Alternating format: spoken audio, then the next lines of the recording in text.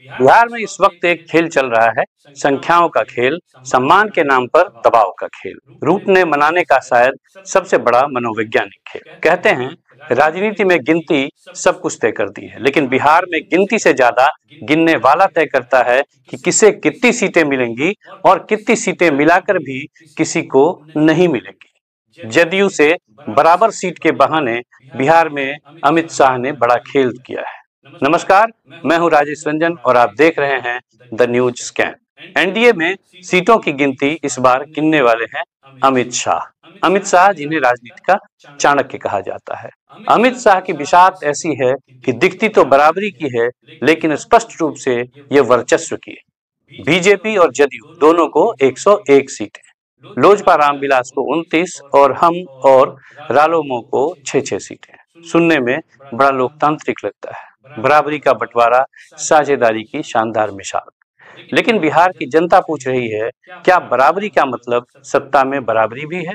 सवाल ये नहीं कि कौन कितनी सीटों पर लड़ेगा, सवाल ये है कि कौन किसके हिसाब से लड़ेगा। अमित शाह ने सीटें बांटी नहीं है, उन्होंने सत्ता के संतुलन की एक स्क्रिप्ट तैयार कर दी है। 101 की बराबरी में भी बीजेपी की चाल ये है कि दिखे साथ साथ लेकिन चले आगे आगे। चर्चा है कि शाह ने बंटवारे का विवाद खत्म कर दिया है, लेकिन बिहार के हिसाब से भाजपा ने बड़ा खेल कर दिया है।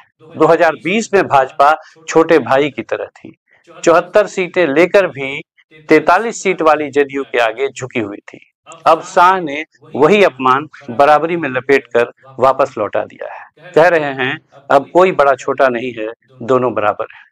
लेकिन सियासत के सूत्र को जानने वाले जानते हैं कि बीजेपी बराबरी नहीं, प्रभाव चाहती है। वो बराबर सीटें देती है ताकि कल बराबरी की कुर्सी पर भी ताकत से बात हो सके। छोटे दलों को भाजपा से मजबूती से सीमित किया गया है। जीतन राम मांझी को 6 सीटों से संतोष करना पड़ा। हालांकि मांझी का यह बयान कि एनडीए को ऐसा करना भारी पड़ेगा, राजनीति जगत में अलग तरीके से देखा जा रहा है। उपेंद्र कुशवाहा को भी वही मात्र 6 सीटें। कहने को दोनों एनडीए के साथी हैं, पर सच्चाई ये है कि इस गठबंधन में हर साथी की औकात दिल्ली के रिमोट पर तय होती है। शाह ने बिहार के छोटे दलों को सिखा दिया कि राजनीति में साझेदारी अब दिल्ली की डिक्शनरी से निकलकर ही आएगी। यहाँ अब सहयोगी नहीं, उपयोगी शब्द चलता है। और अब बात चिराग पासवान की।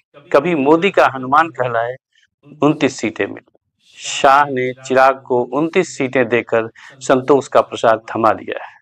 नीतीश कुमार अब भी एनडीए का चेहरा है, लेकिन सवाल है कब तक। बीजेपी ने अभी उन्हें मुख्यमंत्री चेहरा का सम्मान दिया है, पर यह सम्मान किराए के मकान जैसा है, कभी भी खाली कराया जा सकता है। अमित शाह ने प्रेस कॉन्फ्रेंस में कहा, सब ठीक है, हम सब साथ हैं, और पूरा मीडिया वही लाइन दोहराने लगा, all is well, all is well. पर राजनीति में जब कोई सब ठीक कहे तो समझ लीजिए बहुत कुछ अंदर है जो ठीक नहीं है। अगर सब ठीक होता तो मांझी इतने बेबाक क्यों होते, कुशवाहा नाराज क्यों होते, और जदयू के भीतर एक फुसफुसाहट क्यों हो रही होती कि बराबरी के नाम पर अब हमें बांध दिया गया। राजनीति के जानकार बताते हैं कि ये बराबरी तो बिल्कुल नहीं है। बिहार में बिसात बीत चुकी है।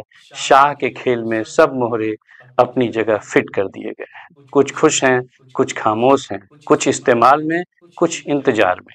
बीजेपी के लिए यह सीट बंटवारा नहीं, बल्कि वर्चस्व की पुनर्स्थापना। जदयू के लिए यह सत्ता का आखिरी सहारा है, और छोटे दलों के लिए सियासी अस्तित्व की परीक्षा, या कहें उनकी राजनीतिक मजबूरी।